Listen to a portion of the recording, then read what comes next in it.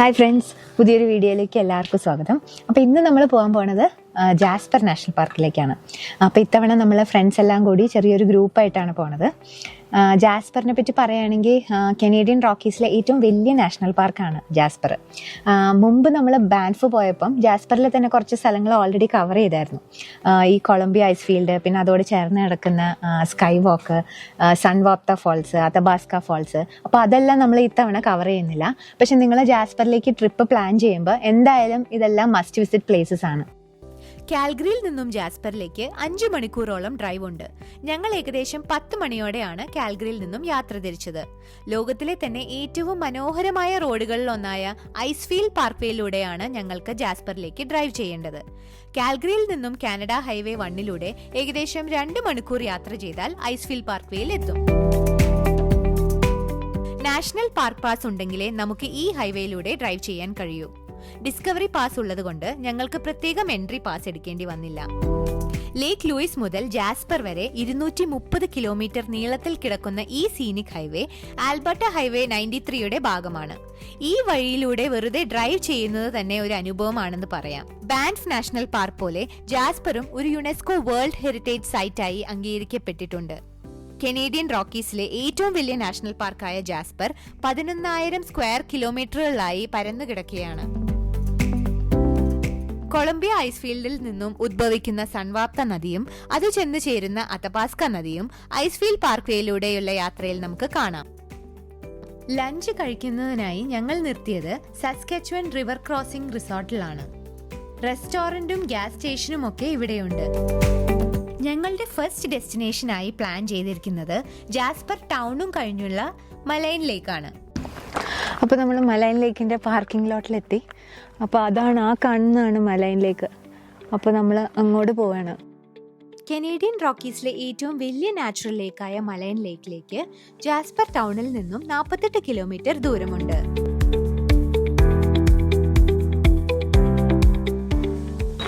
Spirit ഐലൻഡിലേക്ക് പോകുന്ന ക്രൂസാണിത്. Actually ആ spirit island one of the most photographic locations ആണ്. നമ്മൾ ജാസ്പർ എപ്പോഴും എടുത്ത് സെർച്ച് ചെയ്യുമ്പം ആദ്യം കാണുന്ന ഫോട്ടോ അതിൻ്റെയാണ്. അതിന് ആക്ച്വലി ആക്സസ് ബൈ ബോട്ട് മാത്രമേ ഉള്ളൂ. ഇതിൻ്റെ ടിക്കറ്റ്സ് ആണെങ്കിൽ പെട്ടെന്ന് ഫില്ലപ്പ് ആവുകയും ചെയ്യും. ഒന്നില്ലെങ്കിൽ ക്യാനോ എടുക്കാം, അല്ലെങ്കിൽ ഈ ക്രൂസ് തന്നെ എടുക്കണം അവിടെ എത്തണമെങ്കിൽ. ടിക്കറ്റ്സ് നേരത്തെ ബുക്ക് ചെയ്യാത്തത് കൊണ്ട് സ്പിരിറ്റ് ഐലൻഡിലേക്കുള്ള ക്രൂസ് നമ്മൾ ഇത്തവണ എടുത്തില്ല.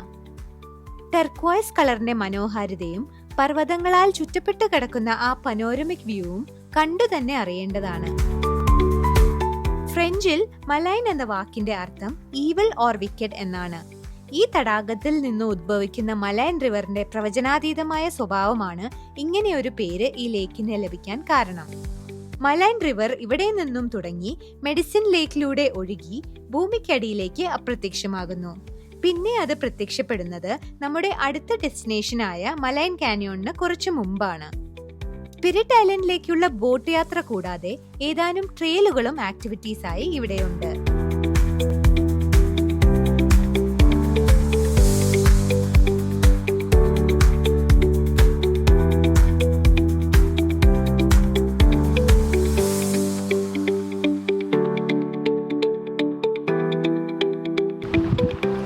അപ്പോൾ നമ്മൾ മലയൻ ലേക്കിൽ നിന്ന് മലയൻ കാനിയോൺ എത്തി. അവിടെ നിന്നൊരു 40 മിനിറ്റ് ഡ്രൈവ് ഉണ്ടായിരുന്നു ഇങ്ങോട്ട്. റോക്കീസിലെ ഏറ്റവും ഡീപ്പായ മലയിടുക്കുകളിൽ ഒന്നാണ് മലൈൻ കാനിയോൺ. ജാസ്പർ ടൗണിൽ നിന്നും ഒരു 8 കിലോമീറ്റർ ദൂരമുണ്ട് മലൈൻ കാനിയോണിലേക്ക്. ഇവിടെ ഞങ്ങൾ മൊത്തത്തിൽ 2.6 കിലോമീറ്റർ നടക്കേണ്ട ട്രെയിൽ എടുക്കാമെന്ന് വിചാരിച്ചു. ഈ വഴിയിൽ 5 പാലങ്ങൾ നമുക്ക് കാണാം.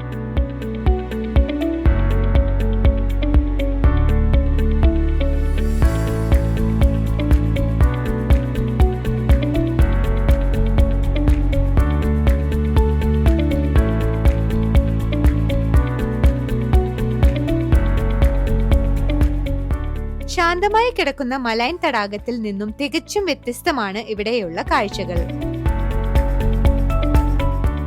കുത്തനെയുള്ള പാറക്കെട്ടുകളും ഗ്ലേഷ്യർ വഴി രൂപപ്പെട്ട മലയിടുക്കുകളും ചെറിയ വെള്ളച്ചാട്ടങ്ങളും നമ്മളെ തീർച്ചയായും അമ്പരിപ്പിക്കും. അതബാസ്ക നദിയിൽ ചെന്നു ചേരുന്നതിന് മുമ്പ് മലൈൻ റിവറിന്റെ ഗാംഭീര്യം ഏറ്റവും നന്നായി നമുക്ക് ആസ്വദിക്കാൻ കഴിയുക ഒരുപക്ഷെ ഈ പാറക്കെട്ടുകളിലൂടെ ഒഴുകുമ്പോഴായിരിക്കും.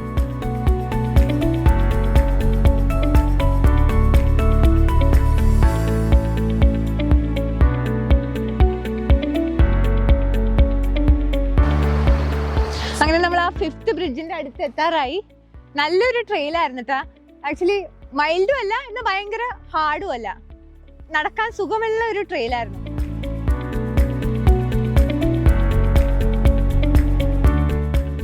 ആദ്യ ദിവസത്തെ ഡിന്നർ ഞങ്ങൾ കഴിച്ചത് ജാസ്പർ ടൗണിൽ നിന്നാണ്.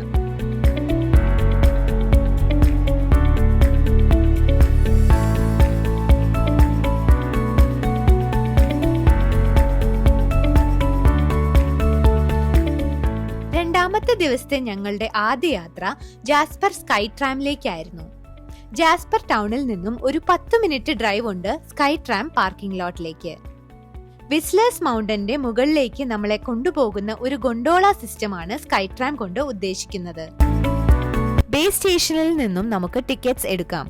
ഞങ്ങൾ ഓൺലൈനായി ഓൾറെഡി ടിക്കറ്റ്സ് എടുത്തിരുന്നു. വാഷ്റൂമും കോഫി ഷോപ്സും ഒക്കെ ബേസ് സ്റ്റേഷനിൽ അവൈലബിൾ ആണ്. ബാൻഫ് ഗൊണ്ടോളയിൽ നിന്നും വ്യത്യസ്തമായി ഓരോ കേബിൾ കാറും കുറച്ചധികം ആളുകളെ ഉൾക്കൊള്ളുന്നുണ്ട്. അതുകൊണ്ട് തന്നെ 15ഓളം വരുന്ന ഞങ്ങളുടെ ഗ്രൂപ്പിന് ഒരു ട്രാമിൽ തന്നെ സഞ്ചരിക്കാൻ കഴിഞ്ഞു.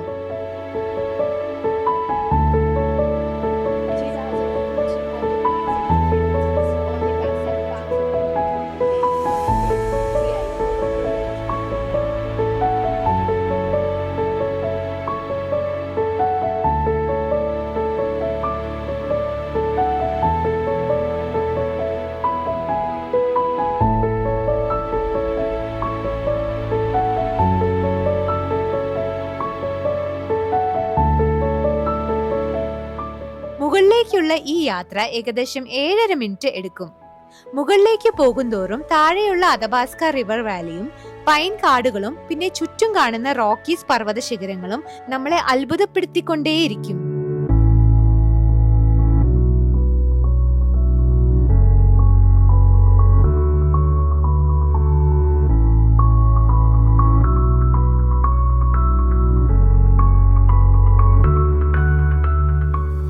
(2263 മീറ്റർ ഉയരത്തിൽ സ്ഥിതി ചെയ്യുന്ന അപ്പർ സ്റ്റേഷനിലെ കാഴ്ചകൾ ഒന്നുകൂടി മനോഹരമാണ്.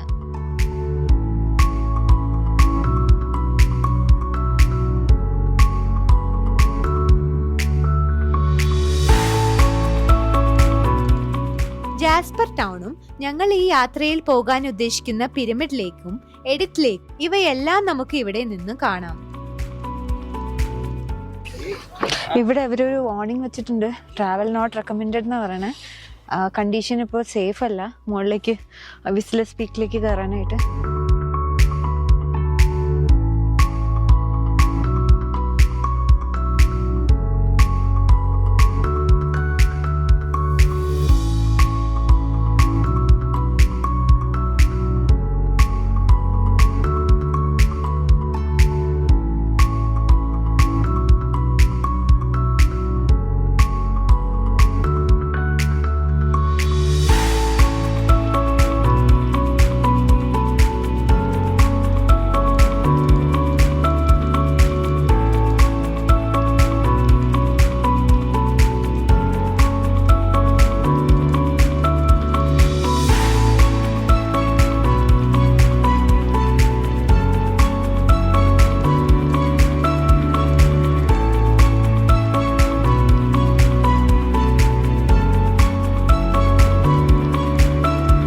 Jasper sky tram late March മുതൽ ഏർലി സെപ്റ്റംബർ വരെയാണ് പ്രവേശനം അനുവദിക്കുന്നത്.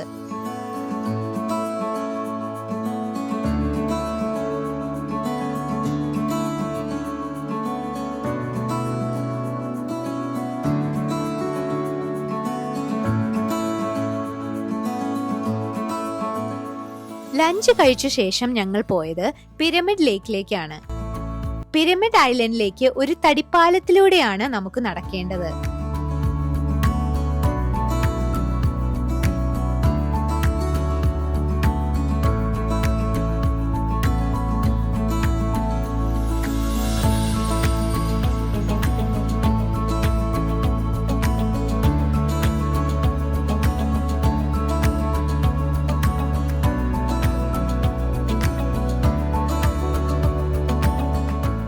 പിരമിഡ് ലേക്കിൽ നിന്നും അടുത്ത യാത്ര ലേക്ക് എഡിത്തിലേക്കായിരുന്നു.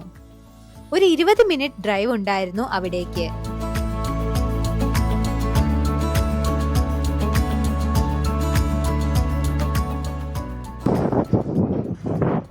നല്ല കാറ്റുണ്ട് ഇവിടെ.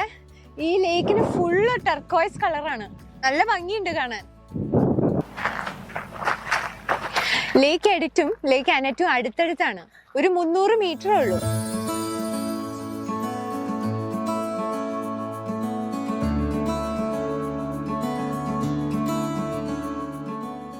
ലേക്ക് അനറ്റിൽ ഒരു ഷോർട്ട് ട്രെയിൽ എടുത്ത ശേഷം ഞങ്ങൾ തിരിച്ച് ഹോട്ടലിലേക്ക് മടങ്ങി.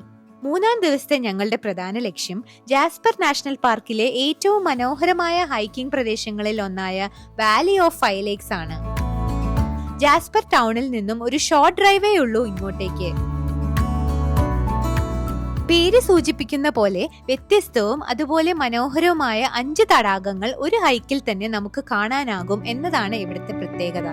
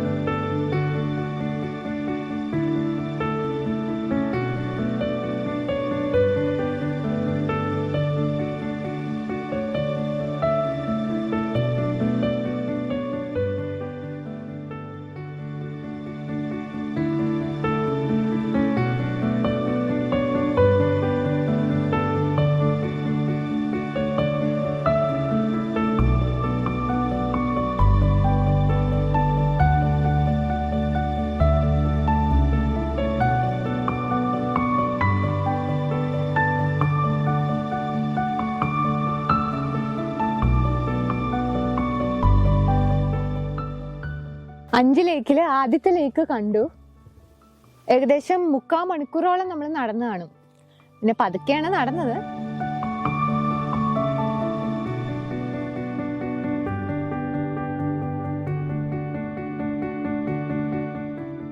ഇതാണ് ലേക്ക് 2. ഇത് വലിയ ലേക്കല്ല, ഇത് ചെറിയതാണത്. ഈ വഴിയൊന്നും കുഴപ്പമില്ല, കുറച്ച് സൂക്ഷിച്ചു പോകണമെന്നേ ഉള്ളൂ, പക്ഷെ പാടില്ല നടക്കാനായിട്ട്. Beautiful. Oh, But there's more of them.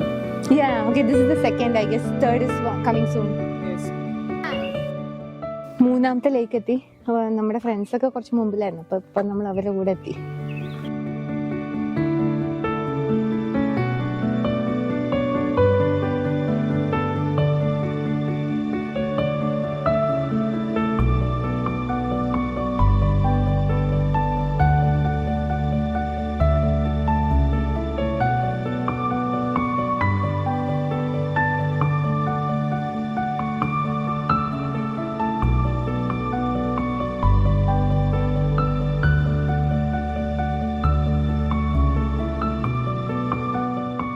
അല്ലേ 4th?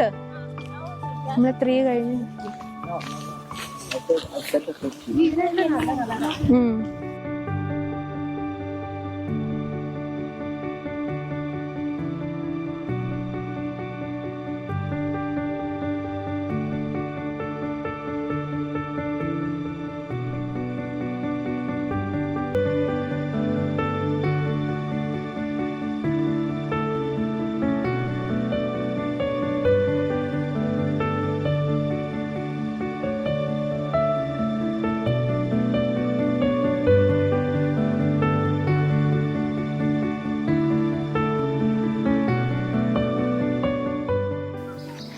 ഇതാണ് 5th ലേക്ക്.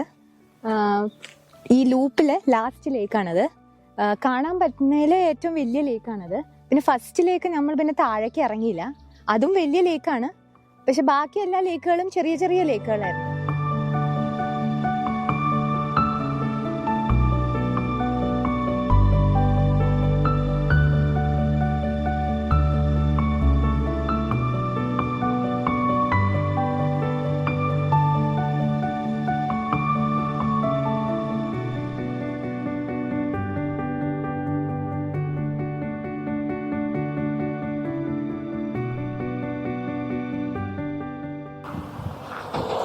പാർക്കിംഗ് ലോട്ട് എത്തി.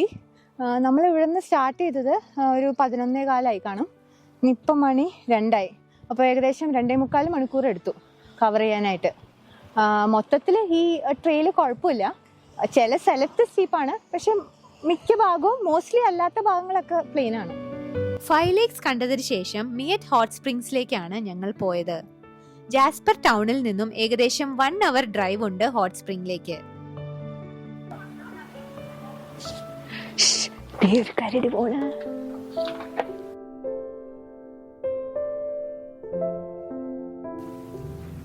ഇതേ വേറൊരു കുഞ്ഞു പേര്. സാധാരണ നമുക്ക് ഇത്ര അടുത്ത് വരാൻ പറ്റാറില്ല, ഇത് കുഞ്ഞായോണ്ടാണ്. മറ്റേതാണെങ്കിൽ നമ്മൾ കണ്ട ഇത്തിരി വലുതായിരുന്നു, അതുകൊണ്ട് ഇത്തിരി ദൂരം എന്നാ കണ്ടത്. ഇവിടെ ഇപ്പൊ എല്ലാവരും അടുത്ത് വന്ന് ഫോട്ടോ ഒക്കെ എടുക്കണ്ടായിരുന്നു.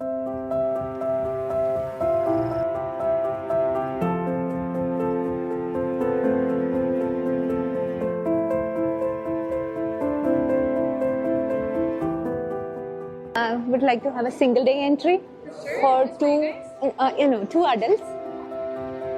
100 കണക്കിന് വർഷങ്ങളുടെ ചരിത്രമുണ്ട് ഈ ഹോട്ട് സ്പ്രിങ്ങിന്. ധാതു സമ്പന്നമായ ഈ വെള്ളത്തിന്റെ ഗുണങ്ങൾ മനസ്സിലാക്കിയ ഇവിടുത്തെ നേറ്റീവ് ആൾക്കാർ ഹോട്ട് സ്പ്രിങ്ങിനെ ചികിത്സയ്ക്ക് വേണ്ടി ഉപയോഗിച്ചിരുന്നു.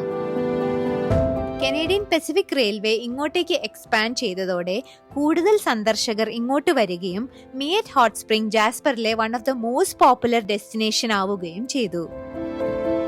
ഭൂമിക്കടിയിൽ നിന്നും 54 ഡിഗ്രി സെൽഷ്യസിൽ വരുന്ന വെള്ളത്തിനെ പൂളിലേക്ക് വരുന്നതിന് മുമ്പ് 40 ഡിഗ്രി സെൽഷ്യസിലേക്ക് സെറ്റ് ചെയ്യുന്നുണ്ട്. പല ഹോട്ട് സ്പ്രിങ്സ് കണ്ടിട്ടുണ്ടെങ്കിലും ആദ്യമായാണ് അതിലേക്കൊന്ന് ഇറങ്ങാനുള്ള അവസരം ലഭിക്കുന്നത്.